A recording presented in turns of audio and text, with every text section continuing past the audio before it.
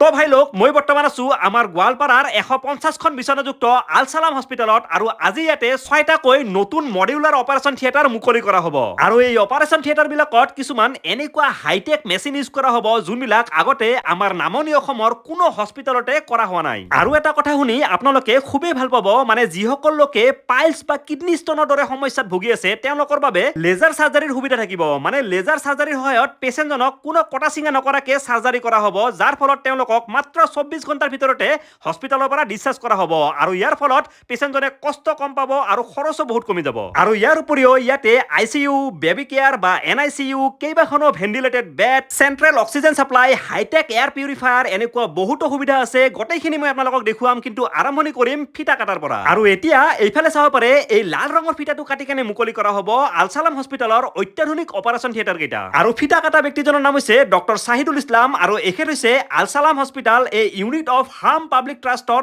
CMD আৰু এতিয়া আপোনালোকক দেখুৱাই আছো নামনি অসমৰ আটাইতকৈ হাইটেক অপাৰেশ্যন থিয়েটাৰ কেইটা মানে 6টা অপাৰেশ্যন থিয়েটাৰ আছে আৰু বঢ়িয়াকৈ আপোনালোকক এতিয়া দেখুৱাই আছো আৰু আজি মই নিজকে বহুত লাকি ফিল কৰি আছো কাৰণ মই এনেকুৱা এজন ব্যক্তিৰ লগত আছো যোনে 60,000ৰো অধিক সফলতাৰে অস্ত্ৰোপচাৰ কৰিছে আৰু এখেত কেৱল অসম নহয় সমগ্ৰ ভাৰতবৰ্ষৰ ভিতৰতে এজন নামী আৰু বিখ্যাত শল্য চিকিৎসক হয় বাৰু এতিয়া আমি গৈ আছো অটি নাম্বাৰ 1 লৈকে ওয়াও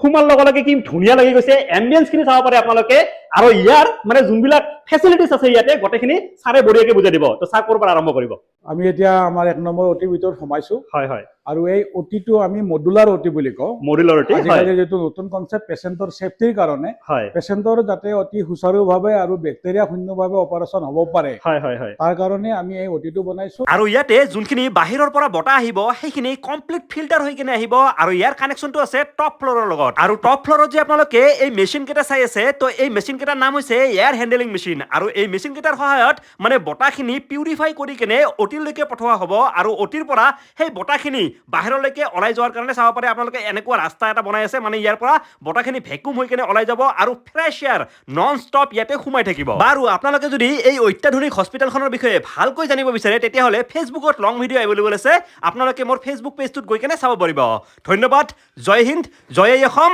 জয় জুবিন দা